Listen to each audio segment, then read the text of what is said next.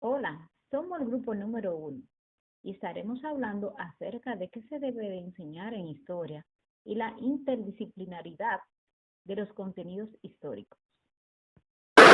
Hola, quisiera saber si me puedes ayudar en algo. Y es que tengo una pregunta. ¿Qué se debe enseñar en historia?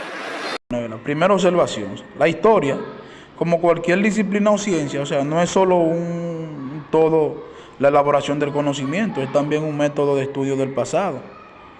O sea, procesos y los productos, o sea, un método de conocimiento y resultados obtenidos O sea, no son fácilmente separables. Aunque es esto una realidad dictomia, o sea, falsa, ya que ambos son partes inseparables. O sea, el desarrollo histórico de todas las ciencias, eh, métodos y resultados o contenido afectados. O sea, y así forman un conjunto de solo separación. Pueden ser legal para algún propósito o un análisis y aclaración. Por lo tanto, la enseñanza de la historia no puede reducirse simplemente a difundir conocimientos detallados sin impartir métodos para la historia.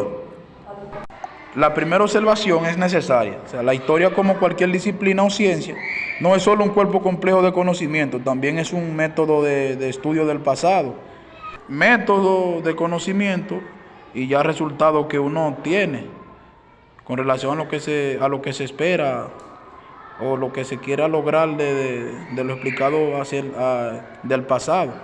O sea, en esta realidad, ya que ambos son parte integral del desarrollo histórico de la ciencia, método y contenido, se influyen mutuamente para formar una colección que solo tiene separación. O sea, puede ser legal para un fin de análisis o aclaración. O sea, por lo tanto, la enseñanza de la historia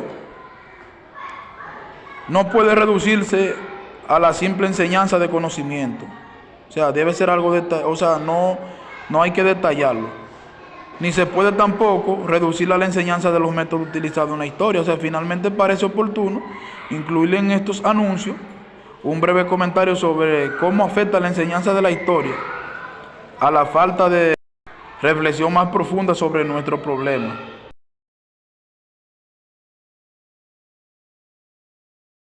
De la historia, específicamente sobre los conceptos. Veamos. A diferencia de otras formas de conocimiento, como la matemática, la física, la historia presenta un problema y es que no posee o no dispone de una estructura de conceptos que estén organizados. Y para muchos autores ni siquiera presentan que sean conceptos específicos y otros piensan que generaliza todo lo que tiene que ver con la humanidad, tanto de los aspectos políticos como lo económico. Bien, entonces podemos aceptar la existencia de algunos conceptos que son específicamente históricos, aunque tengan un carácter de trabajo de hipótesis. Pero estos son importantes. ¿Por qué? Porque aportan instrumentos de investigación e interpretación válidos. Pero aunque para algunos historiografistas de corriente marxista, estas interpretaciones no tienen un estatus de certeza. Ahora bien, es necesario que reconozcamos que sin modelo teórico y generalizaciones solo tendríamos un conjunto de datos de formas desorganizadas, pero megamente desorganizadas. La cuestión de este asunto es que los conceptos históricos resulten claramente una de las controversias de las distintas tendencias historiográficas y que tarde o temprano van a llegar a una solución. Con respecto a la posición que establece Jesús Domínguez, él concilia dos conceptos o nociones de organizar estos conceptos, ¿verdad? Vamos a ver la primera. Dice que es la hipótesis o conceptos explicativos sobre las diferentes conformaciones de las sociedades humanas en el tiempo. Bueno, entonces, este se refiere a la categoría que tiene que ver gran parte de todos los conceptos que son utilizados por el materialismo histórico, y la otra parte es la de las generalizaciones, que tenemos que ver que son de carácter explicativo. Estos son los conceptos imprescindibles y continuamente empleados en la historia. Por ejemplo, tenemos el Renacimiento, el absolutismo y la Ilustración, que son temas neurálgicos en la enseñanza de la historia en nuestro currículo. Pero lo importante es que se logre alcanzar sobre un número mínimo de conceptos y generalizaciones que podrían considerarse como básicos y de obligada presencia en un plan de estudio. Y lo importante de esto también es que se considere la existencia de programas y conceptos que sean comunes y que faciliten también el espacio de libertad para cada centro e incluso también para cada maestro para que considere lo que sea más oportuno en su día a día.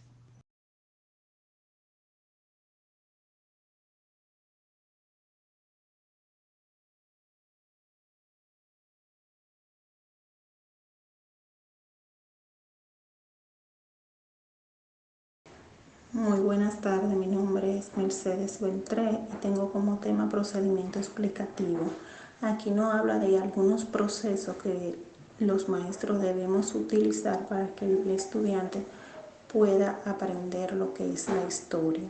Aquí nos plantea lo que es el principio globalizador, el cual nos dice que se debe abandonar los hechos como una realidad global, en la cual se debe insertar y relacionar la historia de una forma compleja. Por otro lado tenemos la explicación casual. En esta explicación nos hace una comparación con la física y su modo de enseñanza.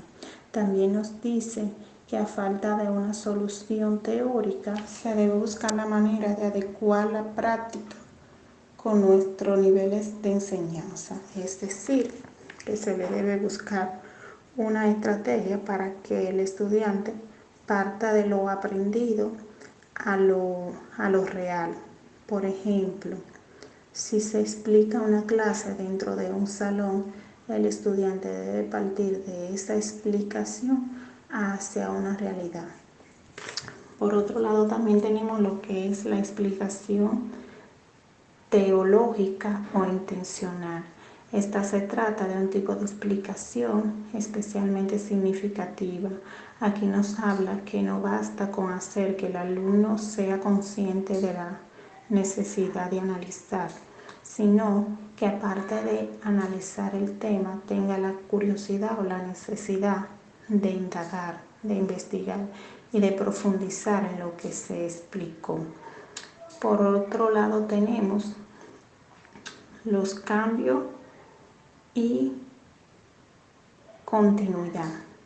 Aquí nos dice que la historia es fundamentalmente el estudio de la evolución de los hechos humanos en el tiempo, o sea, cómo el ser humano ha ido evolucionando y ha pasado de lo simple a lo complejo.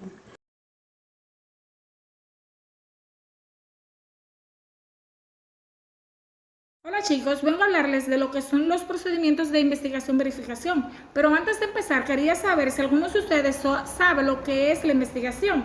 No, pues la investigación desde tiempos remotos ha servido para el ser humano como herramienta que les ha permitido adquirir el conocimiento de sí mismo.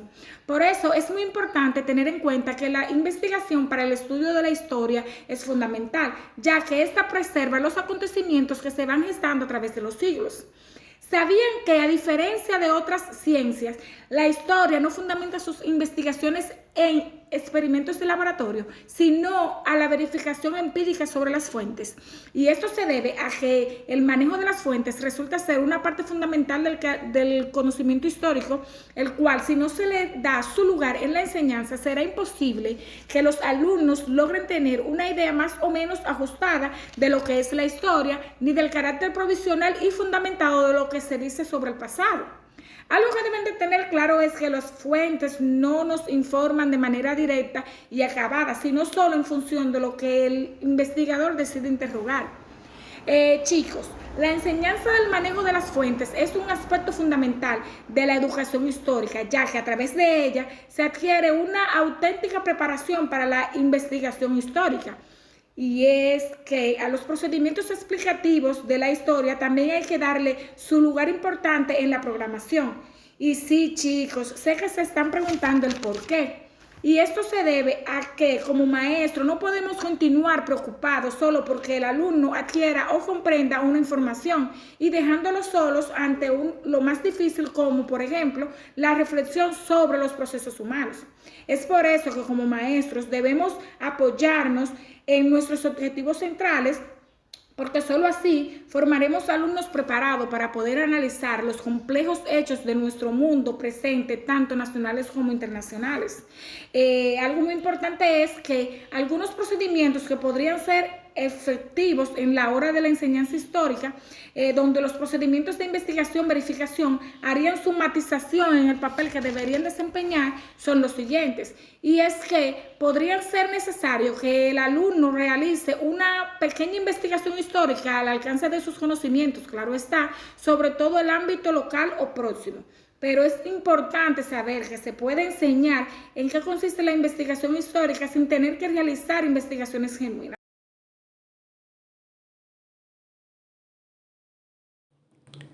Por último, trataremos el tema de la interdisciplinariedad de los contenidos en historia.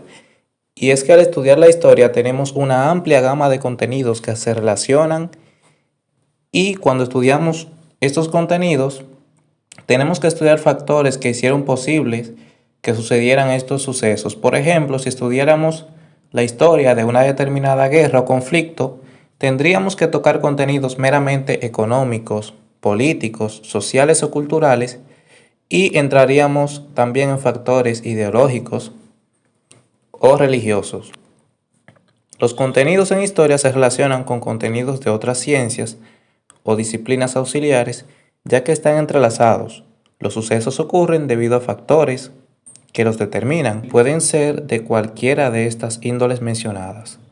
Así como se van concatenando contenidos en historia y de estas otras ciencias y disciplinas, lo que nos brinda todo un abanico de información referente a un tema a tratar, que necesariamente nos hará tocar otras áreas del saber que serían muy importantes para poder entender y analizar los hechos que estamos estudiando.